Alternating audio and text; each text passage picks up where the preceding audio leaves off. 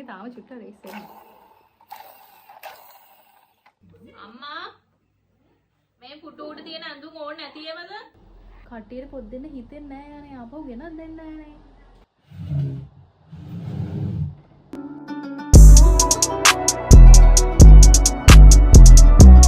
Hi, welcome back to my YouTube channel. අදත් vlog එකක්. අවුරුද්දට කලින් මම හිතුවා කාමරය අස් කරන්න ඕනි කියලා කාමරය සම්පූර්ණයෙන්ම හැඩ වෙලා තියෙන්නේ.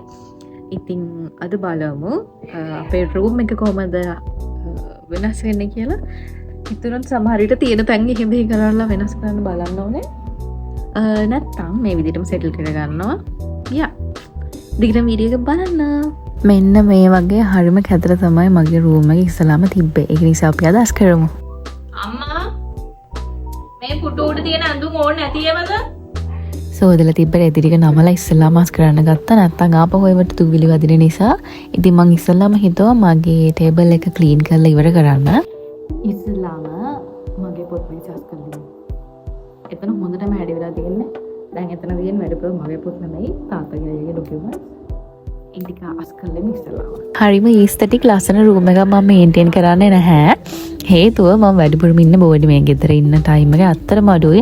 මාසෙට එකපාරක් හෝ මාස දෙකකට සැරයක් වගේ තමයි මම ගෙදරින් දෙන්නේ. ඉතින් ඒ වුණාට මේ හැඩ වෙලා තිබු රූම් එක පොඩ්ඩක් ක්ලීන් කරගන්න බයි. මෙච්චර පොත් තියෙන තවම A levels කාලේ මං ගාව තිබ්බ පොතුත් මගේ ළඟ තියෙනවා.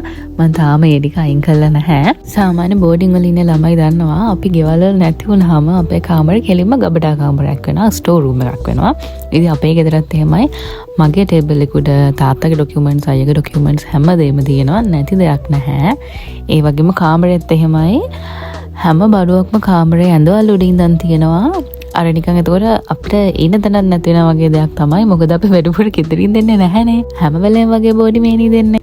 ඒක නිසා අපේ රූම්ස් ඔක්කොම ස්ටෝර් රූම්ස් වෙනවා. කාමරස් කරන ගමන් හම්බුනේ. මම චූටි කාලේ. කියුට් තමයි.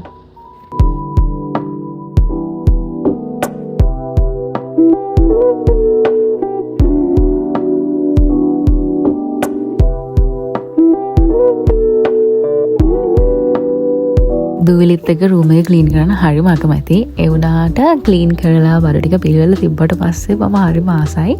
හරිම ලස්සනට තියාගන්න පුළුවන් නේ Tamanට ඕන විදිහකට. ඉතින් මෙහෙම තමයි ෆයිනල් ලුක් එක. ලොකු පිළිවෙලක් නැහැ. පොත් ටික ගානට පිළිවෙලට තියලා ටේබල් එක වැඩ කරන්න පුළුවන් විදිහට මම හදාගත්තා. මගේ කලින් vlog එක බලපයි දන්න අපේ අක්කා මට යපු බඩු මොනවාද කියලා. ඉතින් ඒ ටිකත් මම පිළිවෙලට ලස්සනට ලාච්චුවට දාලා arrange කරගත්තා. මේ තියෙන්නේ මම කැමතිම සෙල්ලම් බඩුව. මම හිතන්නේ මම එක ගත්තේ 10 වසර 11 වසර වගේ ඉන්නකොට. මට හොඳටම මතකයි මම මේක ගන්න හේතුව මේක දාලා දෙන්න කවඩ තියෙන්නේ. ඒකේ ගාලා දෙන්න මේ BMW motorhome එකක්. ඒ නිසා මම හරි ආසාවෙන් ගත්තා. මම හිතන්නේ i8 එකක් තමයිනේ. 8 එක මේ වගේ ස්ට්‍රක්චර් ගන්න තියෙන්නේ. මේක ලොකු ගාණක් නෙමෙයි. ඒ දවස්වල රුපියල් 400 500 වගේ.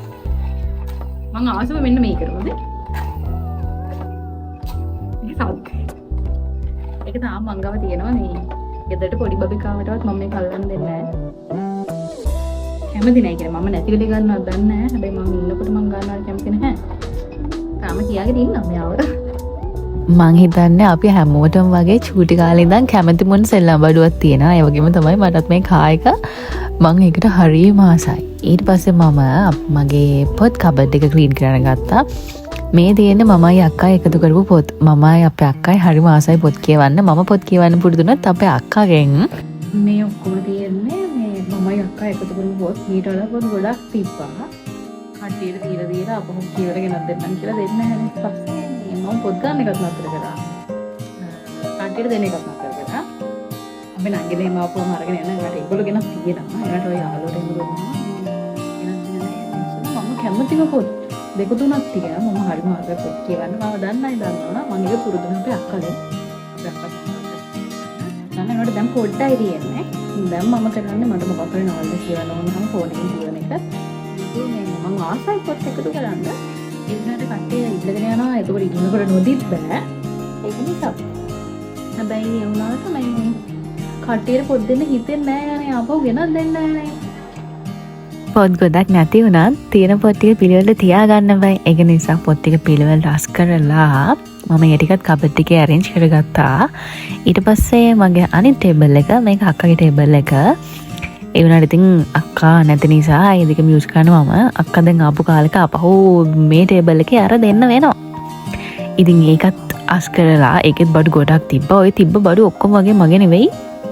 එක්ක ගෙදර කට්ටිය උඩින් තියලා එහෙම. අතට ඇඩ්‍රස් එක අස් කරලා ඉවරයි. දැන් තමයි මරුන් පාට් එක අඳ පොඩ්ඩක් වෙනස් කරන්න ඕනේ. අද දැන්ට තියෙන මේ අතට මේ කරපත්වල දාලා මේ මේසේ ජනෙල ගාවට ගෙන තමයි යන්නේ.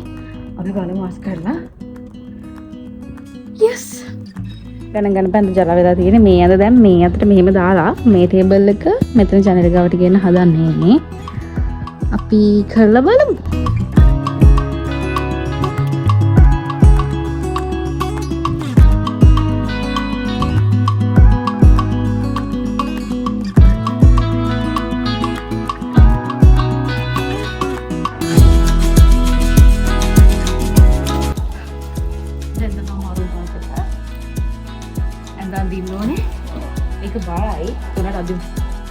මෙන්න මේ මට තියෙන පිස්සුව ඔයගොල්ලන්ටත් තියෙනවද?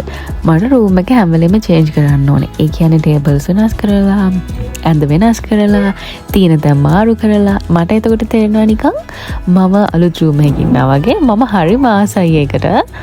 ඒක නිසා ඉතින් ඇඳ කලින් තිබ්බ විදිහට වඩා වෙනස් විදිහට හදන්න හිතනත් මට ඒකයි. ඔයගොල්ලන්ගේ අයිඩියා එකත් කොහොමද කියලා කමෙන්ට් කරලා යන්න.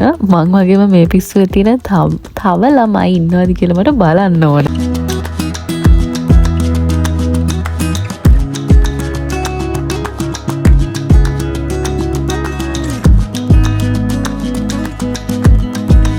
මං කිව්වේ මගේ රූම් එක ස්ටෝර් රූම් එකක් කළා කියලා. පරණ පත්තර, එතකොට තාත්තලාගේ මැෂින්, ඒවා මේවා ඔක්කොම හැමදේම මේ රූම් එකේ කරන්න දෙයක් නැහැ ඉතින්. මොකද හැමතිස්සෙම ගෙදර ඉඳින්නේ නැහැනේ. ඒක නිසා මුකුත් ඒකට කියලාත් බෑ. කමක් නැහැ තියාගන්න කියලා. ඉන්න එක තමයි හොඳම දේ.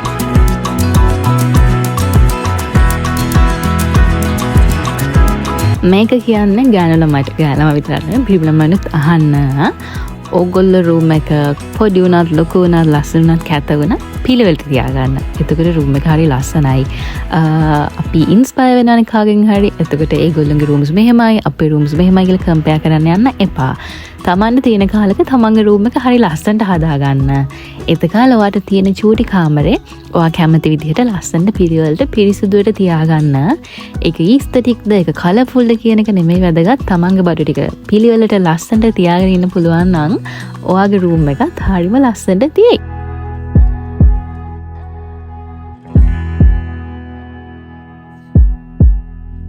ඔන්න මං ඇඳත් වෙනස් කරලා අලුත් බෙඩ් ෂීට්ස් දැම්මා. පරණ බෙඩ් ෂීට්ස් ටික හොදන්න දාලා අලුත් අවුරුද්දට ඇඳ ලස්සනට තියාගන්න බෑ. ඒක නිසා බෙඩ් ෂීට්ස් කොට්ටෝර ඔක්කොම මාරු කරලා ඇඳ අපහු ලස්සනට හැදුවා. ඉතින් ඔච්චර තමයි ලොකු චේන්ජස් නැහැ. සාමාන්‍ය පරිදි අස් කරලා අතු ගාලා ඇඳ තිබ්බ ප්ලේස් එකයි මේස තිබ්බ ප්ලේස් එකයි වෙනස් කරලා මේ විදිහට මම හදාගත්තා. ඔන්න ඉතින් ගෙදර ඉන්න දවස් ටිකේ මට පොඩි බ්ලොග්ස් ටිකක් ගේන්න පුළුවන් වෙයි. යුනිවර්සිටි වැකේෂන් නිසා මම මේ දවස්වල ගෙදරත් ඉන්න නිසා වීඩියෝ එක දිගටම බලුවට thank you. ඉතින් ආපහු අලුත් vlog එකක් අරන් එන්නම්. ඒත් මම දැම්මම කියලා තියන්නම් ඔයගොල්ලෝ හැමෝටම සුබ අලුත් අවුරුද්දක් වේවා.